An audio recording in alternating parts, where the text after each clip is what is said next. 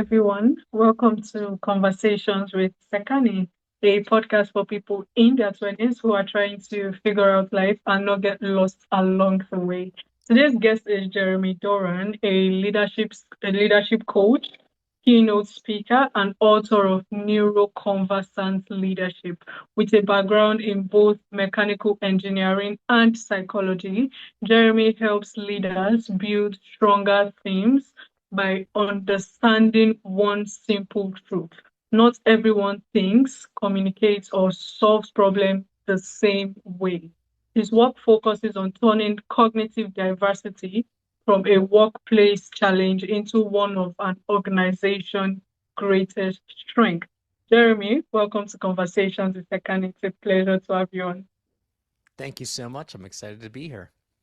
All right. So, yes, I want you to take us back, right, to your 20s, if you can remember. Okay. So, what was life like in your 20s? And, what dreams or ambitions were driving you then? If you don't mind, I'm going to go back just a little bit further than that, if that's okay. Right. Yep. When I was a youngster and then in high school, it felt like everyone had a code book that I didn't have. It felt like everyone knew how to communicate with each other, but it never quite made sense to me until I took the Myers-Briggs MBTI when I was in high school, and I got to really understand just how differently everyone's brains work.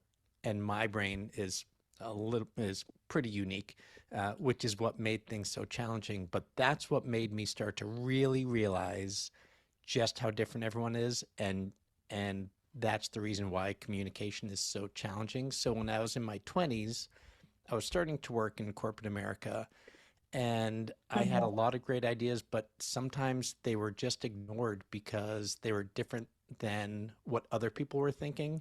And I started to get disenfranchised. Oh, okay. All right. So, how were you able to navigate that situation, basically? Uh, you know, a lot of it was actually masking and Mm. acting the way everyone else acted. But that's both tiring and it makes me not tap into the natural strengths that I have. So for a while, I did that. And then I eventually started to realize that it's okay to have a brain that works the way mine does. And I don't need to change to try and fit in with everyone else. I can tap into my own strengths, but it was a journey. It took a while to get there. Oh, okay. So basically, it's about acceptance, right? Accepting that you're different from others and, embracing it, right? And I think I read a book that was like, we're actually not all supposed to be the same, right? If you are the same, it becomes boring, honestly. We are all different, right? So it's left for you to, embrace who you are, right? If you speak differently, if you behave differently, embrace it because that is what actually makes you unique, right? That is what makes you stand out. Because if you start to behave like others, you just, blend in the crowd and you don't get to stand out, right? So, wow. You know, Okay, I would like what to a say, boring yeah, world that would be if everyone were the same. Um, exactly. but in order to get other people to embrace you have to embrace yourself. So it Mm. takes really accepting your own self for other people to start to really accept you. Ooh, all right. Wow. Okay. So yes, thank you, Jeremy, for that one. I like to say I'm learning a lot already, by the way. So yes, let's talk about leadership and cognitive diversity. Right. So your book is called Neuroconversant Leadership. So what does being a neuroconversant leader actually mean? So neuroconversant is a word that I made up and I was able to Mm, trademark it. And it combines neurodiversity, which is the broad range that is totally normal in the way people think. mm, And being conversant means to be familiar with and able to interact with. So neuroconversant means to be able to interact with people wherever they are on the cognitive diversity scale. So that's what the word means, and that's what I do because it has been shown very clearly that cognitively diverse teams are far better at solving, especially like complex and technical problems. When you have that kind of diversity and everyone gets to have a voice, then you get much more creative ideas, you get much more production, and you get far fewer mistakes because things are challenged. But when you have an organization where the person who doesn't quite fit in gets pushed to the side or ignored, then you don't get that kind of challenge and it's not nearly as productive. And that person is going to totally disengage and not even try to contribute anymore. So, cognitive diversity is not just a nice thing to have, it is a very strategic business advantage. Yes. All right. Okay. Thank you for that one, actually. And I like that you said you invented the word because I was asking myself, I never heard that one before. Right. Nope, So, no one wow, has. no one asked. Hopefully, it'll become very common soon. Definitely, actually, it becomes common eventually. Neuro-conversant, right? So, now we often hear about diversity in terms of like cultural background, right? But you focus on cognitive diversity. So, why is it important, or should I say, why is understanding how people think so important or effective when it comes to leadership, basically? You know, if you are a leader on a team, you probably have someone on your team already who's neurodivergent, and you probably just don't even realize it. Mm, And the things that you could do that make it easier for that person, whether they have dyslexia or ADHD or autism, whatever it is, the things that you do to make it easier for them to contribute actually make it easier for everyone on the team to contribute. So it's not really an issue with the individuals or a problem with communicating with them. It's more of a system problem. And the system doesn't work for everybody. And if you can make a few small tweaks, then you can make a communication system that's better for everyone, the neurotypical and the neurodivergent alike. Oh, all right. So, as a leader, it's actually very important to, learn different forms of communication or different ways people communicate so you could better understand every member of your team. Because at the end of the day, everybody has a voice, and those voices are really important, especially as a leader. You need those voices to make good decisions when it comes to, moving forward, right? So you need to learn those things. And another thing is many workplace, right? The conflict stems from misunderstanding rather than bad intentions, right? So what are like some common communication mistakes leaders make when they are working with people who think differently? The biggest problem is the assumption that other people think and communicate the way that we do. It's Mm, it's really hard to stop and think about what that person actually meant by what they said. We normally respond to what they said rather than asking the next question of why do they feel that way? Why do they think it? When you can accept that just because the other person thinks something different than what you think, it's their truth. And once you accept that it's their truth, you'll stop trying to convince them otherwise and you can start getting curious and say, why is that their truth? And when you start to really ask the why and understand where they're coming from, very often you can get to common ground. But if you don't do that, it's very easy to just try to change their mind or change the way they communicate to match yours. So the assumption that people communicate the way you do is so detrimental. And keeping your mind open and asking more questions goes such a long way towards getting everybody involved and engaged and productive. all right. So it's important to not, make assumptions that people would communicate the way you usually do. Right. So, oh, okay.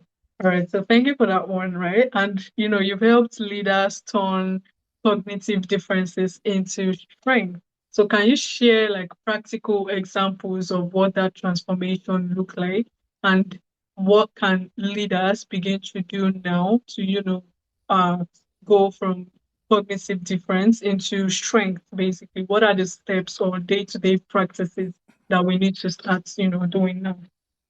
I'll give you two examples. One is more Mm, general. And if you think about yourself and how you like to learn, everyone listening, sometimes people like to read, sometimes people like videos, sometimes people take information in different ways. So when you are communicating with your team, it's easy to just do it in one way. Like maybe it's just an email. But some people aren't going to really get it that way because maybe reading's not their thing. So try to communicate in multiple ways. If you have a conversation with someone, follow it up with an email. If you mm, are, you know, doing a presentation, make sure there are both graphics and words that people can get. And even if you are going to send something out by video or during a conference call, get a transcript of the conversation that happened and then send that. The more different ways that you can send information to people, the more likely they are to really absorb it because everyone takes information in different ways. And the second one I'll tell you is meetings because everybody has a lot of meetings and they're rarely productive. One mm, thing that happens very often in meetings is you will ask a question to try and get feedback, and maybe half the people will jump right in and they'll start talking and kind of taking over the meeting, and there'll be about half the people who aren't contributing at all. And the mm, difference there is that the people who jump in are probably extroverted people, and extroverted people think while they talk. So when you ask them for feedback, they're going to jump in because they want to talk their thoughts out.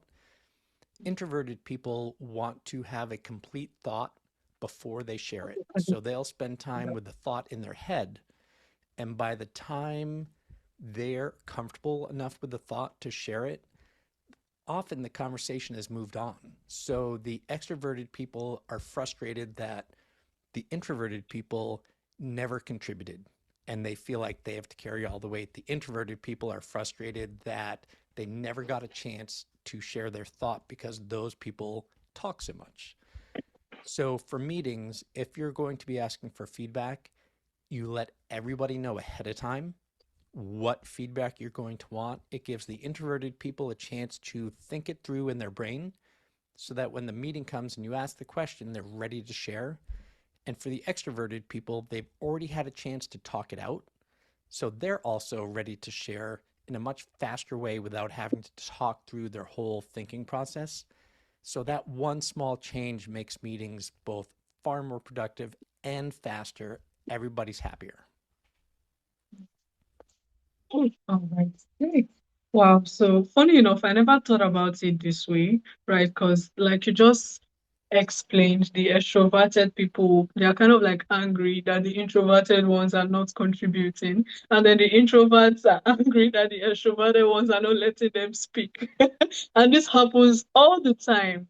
All the time. I mean, meetings have been on, it happens all the time. So it's basically about understanding and meeting them where they are, right? Meeting them where they are. Like you said, letting them know beforehand that this is the feedback I need from you. That way, everybody's prepared, right? Everybody has thought through what they're going to say, and there will be no miscommunication or misunderstanding whatsoever. Wow. Okay, so thank you, Jeremy. And I wanted to talk to someone, right? Because for someone who wants to become a better communicator, what do you think is one habit they need to begin practicing today? Ask more questions. It's Mm, very common, like I said, I'm going to go back to this very often, is that we make assumptions about the way mm, other people think and communicate. And very often they'll say something and we will think that we know what they meant. And sometimes we're not even 100% sure, but we just assume it's okay and then walk past it. But stop and ask yourself, what assumptions am I making about what that person meant? And then ask the question, like, did I understand that correctly? So the more you can just stop, if you're not 100% sure that you understood them, stop and ask the question. People don't like to ask questions. It makes them Mm. feel like they're not smart enough or just not getting it. But questions are a wonderful thing. They actually show that you're more confident than someone who's not willing to ask a question. So stop, ask the question, and make sure that you understand. Okay, so like you said, ask questions, right? Make sure you're not making assumptions of what the other person said. Make sure it's actually fact and not assumption. So Mm-hmm. question will solve that, asking questions basically. So yes, thank you, Jeremy. This has been amazing. And like I said at the beginning, this podcast is for like young adults, right, who are trying to figure out life and not get lost along the way. So I'd like to say, I want you to, talk to anyone out there, let's say for listeners in their 20s who hope to become great leaders one day, right? What is that quality you believe would matter more beyond technical skills? That's what I was going to say. People focus Mm, so much on their technical skills. Like, mm, I went to school for engineering, and most engineers have spent 10,000 to 20,000 hours becoming really good at engineering, but mm, very few people focus on what's going to separate them. And what separates them is not their technical excellence, it's their ability to communicate with people, whether that is doing a presentation or one on one.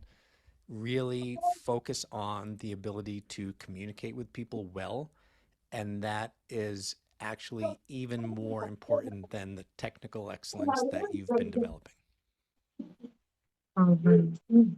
So focusing on communication also. And this reminded me of a guest I spoke with that I asked, what skill do you think will be needed later in life, apart from, the skills we're learning? And he also said communication, right? So, wow, that is 100% accurate. And personally, I would say I'll try my best, to work on communication because that is really important. And yes, Jeremy, it brings me to the final segment of my podcast. I call it the rapid fire segment. You Mm-hmm. could either answer with a word or a phrase, starting now. So, what is one word that describes your 20s? Chaotic, That- okay, so what is one word that describes you now? thoughtful. Hmm, okay. So it's normal. It's normal to be chaotic in your 20s. You got it. All right. So, what is a book that's influenced your leadership journey?